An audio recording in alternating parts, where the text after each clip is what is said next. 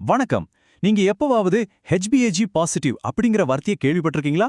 இது ஒரு பொதுவான மருத்துவ ரிப்போர்ட்ல வர்ற வார்த்தை தான். ஆனா நிறைய பேருக்கு இதுல ஒரு சின்ன குழப்பம் இருக்கு.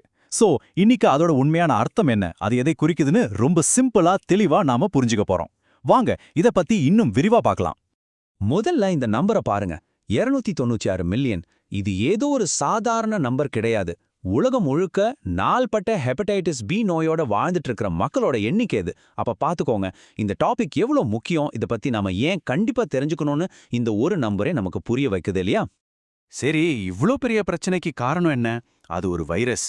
சோ அந்த டெஸ்ட் ரிப்போர்ட்டை பத்தி நாம புரிஞ்சுக்கிறதுக்கு முன்னாடி முதல்ல இந்த கதைக்கு வில்லனான அந்த வைரஸை பத்தி நாம தெரிஞ்சுக்கலாம்.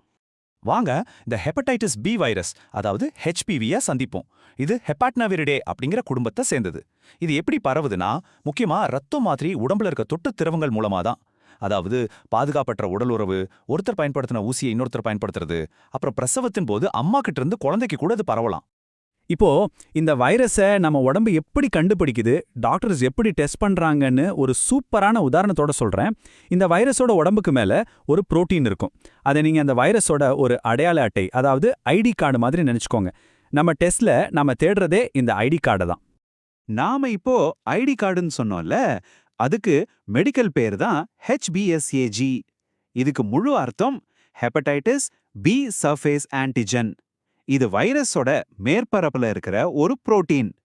ஒருத்தரோட ரத்தத்துல இந்த புரோட்டீன் இருக்குன்னு கண்டுபிடிச்சிட்டோம்னா, அதுக்கு அர்த்தம் அந்த வைரஸ் அவங்க உடம்புக்குள்ள ஆக்டிவா இருக்குங்கிறதுக்கு இதுதான் பக்கா ஆதாரம். இதுல டைம் ரொம்ப ரொம்ப முக்கியங்க. இப்போ ஒருத்தருக்கு தொற்று வந்துடுச்சுன்னா 1லிருந்து 10 வாரத்துக்குள்ள இந்த HbsAg அவங்க ரத்தத்துல தெரிய ஆரம்பிக்கும். 6 மாசத்துக்குள்ள அது தானா மறைஞ்சிடுச்சுன்னா சூப்பா, அவங்க உடம்பு அந்த வைரஸை ஜெயிச்சிடுச்சுன்னு அர்த்தம்.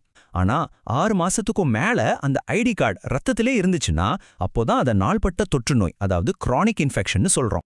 சரி, வைரஸ் இருக்கு, அதோட ஐடி கார்டு இருக்கு, டைம் முக்கியம், எல்லாம் ஓகே. ஆனா இந்த ஐடி கார்டு உடம்புல இருக்கா இல்லையான்னு நம்ம எப்படி கண்டுபிடிக்கிறது? அதுக்கு தான் இந்த HbSAg டெஸ்ட் உதவுது. இப்போ உங்க டெஸ்ட் ரிசல்ட்டை எப்படி புரிஞ்சுக்கிறதுன்னு பார்க்கலாம். ரிசல்ட் பாசிட்டிவ்னு வந்தா அதுக்கு அர்த்தம் உங்க உடம்புல ஹெப்படைட்டிஸ் பி வைரஸ் இப்போ இருக்கு. நீங்க உடனே டாக்டரை பார்த்து அடுத்த கட்ட ஆலோசனை பெறணும். ஒருவேளை நெகட்டிவ்னு வந்தா அப்போ இப்போதைக்கு உங்களுக்கு தொற்று இல்லைன்னு அர்த்தம். ஆனா இதுக்கு எதிராக உங்களுக்கு நோய் எதிர்ப்பு சக்தி இல்லைன்னா வேக்சின் போட்டுக்கிறது தான் புத்திசாலித்தனம், ரொம்ப பாதுகாப்பானதும் கூட. சரி, டெஸ்ட் ரிசல்ட் வந்துடுச்சு. இதுக்கப்புறம் என்ன? தொற்று இருந்தா என்ன செய்யணும், இல்லனா நம்மள எப்படி பாதுகாத்துக்கணும்?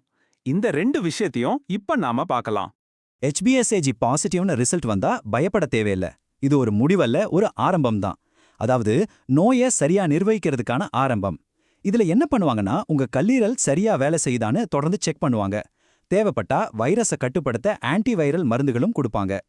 ஹெப்படைட்டிஸ் பி நோயை வராம தடுக்க நம்ம கிட்ட 2 சூப்பரான வழிகள் இருக்கு. ஒன்னு தடுப்பூசி. இது ரொம்ப பாதுகாப்பானது, பல வருஷத்துக்கு உங்களுக்கு பாதுகாப்பு கொடுக்கும்.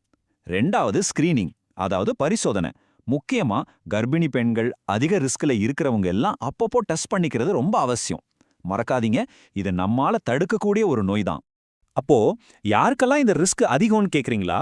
இப்போ பலரோட உடலுறவு வச்சுக்கிறவங்க, ஊசி மூலமா போதைப்பொருள் எடுத்துக்கிறவங்க, ஹெல்த் கேர்ல வேலை செய்யற டாக்டர்ஸ், நர்ஸ் மாதிரி ஆட்கள், அப்புறம் இந்த நோயால பாதிக்கப்பட்ட அம்மாக்களுக்கு பிறக்கிற குழந்தைங்கள், இவங்களுக்கெல்லாம் ரிஸ்க் கொஞ்சம் அதிகம். அதனால நீங்க இந்த மாதிரி ஒரு சூழல்ல இருந்தீங்கன்னா கண்டிப்பா பரிசோதனை செஞ்சுக்கிறது எவ்வளவு முக்கியம்னு இப்போ உங்களுக்கு புரிஞ்சிருக்கும். நாம இவ்ளோ நேரம் தனிப்பட்ட ஆரோக்கியத்தை பத்தி பேசணும். ஆனா ஹெப்படைட்டிஸ் பிக்கு எதிரான இந்த போராட்டம்ங்கிறது ஒரு தனிநபரோட பிரச்சனை மட்டும் இல்ல. இது ஒரு பொது சுகாதார சவால். ஆனா நல்ல விஷயம் என்னன்னா, நம்மால இதை தீர்க்க முடியும். இந்த விஷயத்த நல்லா ஞாபகம் வச்சுக்கோங்க. ஹெப்படைட்டிஸ் பி தடுப்பூசி ரொம்ப பாதுகாப்பானது, திறம்பட வேலை செய்யக்கூடியது. அது மட்டும் இல்லாம நீண்ட காலத்துக்கு நோய் எதிர்ப்பு சக்தியும் கொடுக்கும். அதாவது இந்த வைரஸை ஜெயிக்கிறதுக்கான முக்கியமான ஆயுதம் ஏற்கனவே நம்ம கையில இருக்கு. பாருங்க, ஹெப்படைட்டிஸ் பி நோயை தடுக்க தேவையான எல்லா கருவிகளும் நம்மகிட்ட இருக்கு. அப்போ உங்களுக்கான அடுத்த ஸ்டெப் என்ன? உங்க உடல் நலத்தை பத்தி யோசிங்க. ஒருவேளை நீங்க டெஸ்ட் பண்ணலன்னா, இல்ல வேக்சின் போடலன்னா, அதை பத்தி யோசிக்க இதுதான் சரியான நேரம் இல்லையா?